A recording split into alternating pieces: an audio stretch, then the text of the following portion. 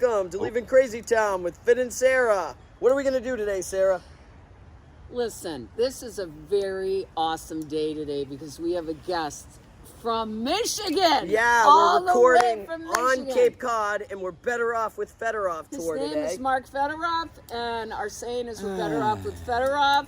And He has no idea what's about to happen, people. yeah, that's the thing. We're going to be asking some very deep and dark and personal and intense questions. Intense. And we'll see what happens. We'll see if he pleads the fifth or if he is able to go with us. So we just explained that the channel is about relationships, and he already kind of squawked at He that. went, oh, crap. All right, but Sarah, I think the therapist should ask the first question. Dig deep, baby. Dig deep. All right, so since our channel is about relationships and really codependency in relationships, which means we put other people before us, we don't kind of take care of ourselves. You can see how he's listening. What would you name as some of the struggles you've had in relationships? Whatever relationship you would like to. We don't even know if you've been married or have you been married? Oh, yeah, women. Women. Frickin' women. All of them. Ah! Yeah. Okay, so what are the patterns? They talk a lot. Is that too much? No, that's good. What are the TMI? patterns? The patterns are this. Okay. I know what they want. I become that kind of person, and then they like me. And once they like me, then I want to know everything they do, everywhere they go, everyone they talk to. Oh my God! And then they stop liking me, and before long, they dump me. Oh, This sounds exactly like a fear. Mark has He is described the stereotyped. best. The best. Becoming what they want. Which is then- the definition of codependency. I know, and then they like you, and then they're You obviously freak out. yours, and they think they can have a life without you, going to visit friends and people, and how come they're not reporting in? God damn it. Exactly right. Yeah, I Exactly. know. I hate to say Well, you it. said that better than me. Yeah, well, I I've got hate experience to say with that this, whole but thing. in the biz, we call that a controlling partner. Oh, no. It can't be me. I'm here today. I'm gonna give Mark some secrets as to how to be controlling, but not let them know. Thank you. I'll write 'em down. Control for our audience, and you guys know this, control in relationships is this couldn't be more perfect. It's one of the quintessential components of being codependent, and it's out of what? Fear. You said fear. She said fear. She's coaching me. She always thinks I have man moments. All right, so we're going to do a deep dive on the fears. Honestly, do you fluctuate between give me space, wait, where are you? No. No. He just wants the fears up. I'm afraid they're going to leave me after so many of those. Yeah. It's just like I have a fear, I guess, of abandonment. Oh boy, another very ripe topic in the codependency world. So we're going to ask you a few questions. But wait a minute. All right, go ahead. My high school sweetheart dumped me for the quarterback.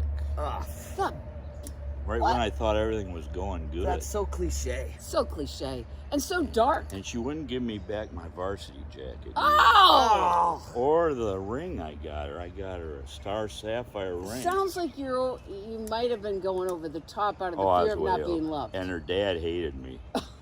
He could see right through my shit. Stuff. It's all right. We can Cut swear. that.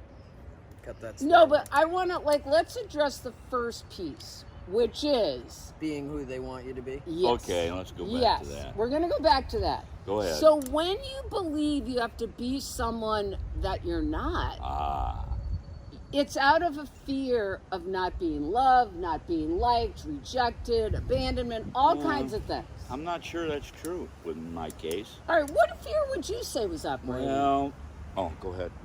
Oh Your no, turn. this is we're all waiting. you, buddy. When I was little, we moved a lot because of my dad's job. And I learned how to make friends, see? Right. And I knew how to get them to like me, Yeah. see? And then before we could even be friends for a long period of time, we moved again, and I had to do it again. Yes. So, and again, and then again, see? And I got good at it. But once somebody knew me long enough, Yeah. and they could see through that phony stuff, and they could see the real me, and they didn't like me. Real or imagined, I don't know. Yeah. But the question is, though, what were you afraid of letting people see? I didn't think I was good enough. Okay. I thought I had to be something better. All right, so Than I fear was. of not being good enough. And Okay, you- there's were one. you- There's the fear. Fear of not being good enough. Well, Also, I would imagine, I don't know, because my experience with Margaret, she went through the same thing, moved a lot, military Yes, dad. that's right. So she talked about that and how you had to get them hooked immediately to be your friend because you didn't know how long you were going to be there. So you got to get them in quick. Right. that And too. if you know the dance to get them in quick, Yeah. then you've got the friend or the I girlfriend. mean, I'm or not the boyfriend. only one that had that happen. It's No, a very well, you common are a thing. special snowflake, but I Okay, have thank heard you. this story before. It is a I federal. like that. All right, so the It's fear a of not Fedorov being good fancy. enough. I know, I always want to go to the deep. Go ahead, get All deep. right, so this is the question we will ask you, what we do in the codependency healing world. If you have the fear of not being good enough, which is what a lot of us have, okay? I got it. Raise your hand if you got the fear of not being good enough. I don't see anybody raising. This is the question. We're all raising. When did you first experience it? What happened? Earliest memory of not feeling good enough. Well, you already heard this, but they didn't. Sorry, go ahead. I was about 4, and I hung out with the older guys in the neighborhood. They were like 6 or 7.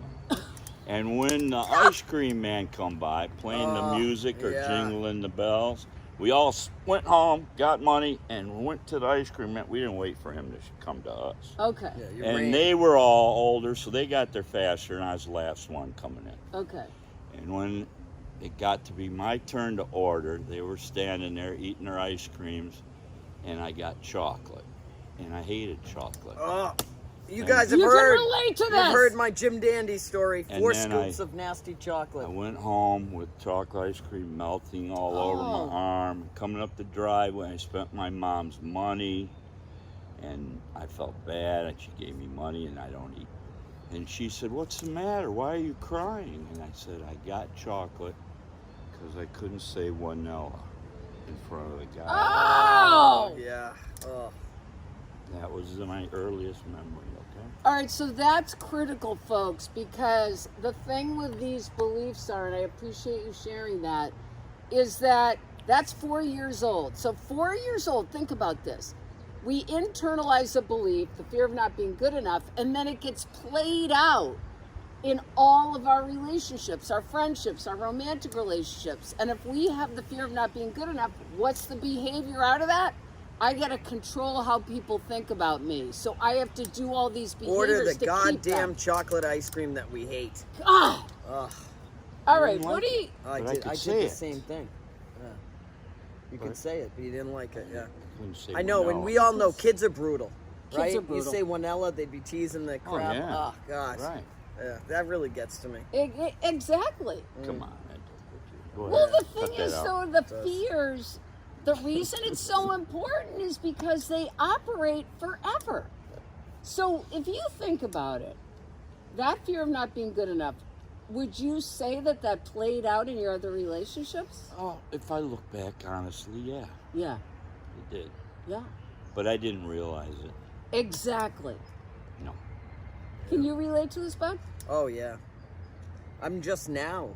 You know, you guys have been sober since like the second coming of Christ. The I mean, 1800s. Or wait, the first coming at the 1800s. I mean, I'm like newly sober, and I'm just starting to realize, like, when things get kicked up, I'm like, oh yeah, you know, I start thinking about the past. I'm like, oh, this isn't a current fear, it's the past, and Right. it starts playing out. And I know if my response to situations is elevated or heightened compared to what's actually going on. Right. You know, I'm walking into a room meeting new people that I'm never going to see again, and I'm all anxious. Right. I know it's not about these It's people. not about these people. It's that Right. fear of what are they going to think of me? Whatever. Who cares what they think of me? Absolutely. They might not even be talking to me. I might Yeah. never see them again, but it sure kicks up. Sure Well- it does. Yeah. And that's the other thing about the codependency Does it kick up piece. on you too?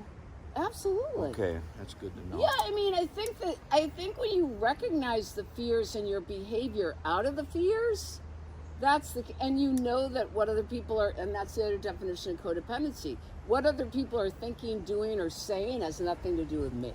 And so I think when you get to that point where you realize that, you can bring it back to you and feel okay. Doesn't mean it doesn't occur. Doesn't Like, mean we've it all doesn't occur. had that happen Absolutely. Today, you know? So you're going to give Absolutely. me a solution to my problem now, right? Well, what do you think, bud? Well, What do you think is helpful? we were going to ask you what helps. Oh, shit. What helps with the fear? Prayer. Yeah, meditation. Did you hear that? Prayer. Prayer. Hallowed be thy name. If I can quiet this Yes. long enough, I have a chance to have a normal day, or kind of a normal Yeah. day. But if I stay in this and don't get that quiet time, Right. I've noticed that it's not so good. Right. Not as good, Yeah. let's put it as. When I walk Never. into the room full of fear and I didn't pray, yes. Mm. Because I act in a way that I'm less than, Right. I should be abandoned, I Right. should be rejected, there's something wrong with me. And I find people respond to me as if there is something wrong with me. Right. When I ask for help and I walk into a room confident and knowing God's got my back, I end up having an amazing experience. I really think it's kind of like if you're feeling like you're not a part of, so you stand outside the circle. But if you just enter the circle you're a part of, it just happens that way. I had a friend once tell me that he asked his higher power for help even when he's trying to decide what shirt to put on. And that reminds him Don. To that do it at other every times. little thing Right. you can do it for. Anytime I start to feel anxious, I don't always remember to Practice. do it. I don't always remember, but I try to because I know the outcome. It's amazing. Right. Thanks for reminding me of that. But trust and rely. Yeah. So the tool this week, We're gonna and we're wrap it going to up do there. another episode with Mark, I think on grief, because he just brought that up, is prayer. Prayer, you know, the whole idea of healing from addiction and codependency is trying to get out of ourselves and get out of our heads. Like Mark was just saying, this is a danger zone, being in our heads. And our thoughts are a lot of times going to come from fear and just be old training. Right, bud? Yeah, and just you know old what? training thoughts. Don't get caught up on the word prayer because I have to tell you, Yes. for years I still sometimes bristle. You know, Yes. I hate that word bristle, Yes. but I hated prayer. I hated bristle. So, because I'm like, God, there's no God in the sky for me, you know, whatever. But as I developed a higher power, what I learned is all I have to do is get outside my head by asking for help. Like, Yes. oh, you've got this, to my higher power. And those of you who God, don't that's- know, I talked to Spoon for years. So it Right. doesn't matter what your belief What you is. believe. Yeah. Self-reliance is when you're just like, I've got this, I've got Trying to this, and figure you're it like, I out. don't got this. So then you're a crazy person. You just say, you know what? I need some help, universe. Yes. And walk in. You're going to be in better shape. And we're not only going to go over grief with Mark here. We're also going to talk about that controlling nature he Yeah, the mentioned in the control beginning thing of is this another meeting. thing. So the tools of this week, pray, and like we always say, when you're having some thoughts, Pause. just notice. Pause. Notice. Pause, notice, Do nothing. and do nothing. Our specialty for this show. So just pray and ask for help, because we can be so self-reliant. We're leaving And crazy if you don't town. want to pray, just talk to the universe. Fasten your seatbelts. We're out of here. We're out of here.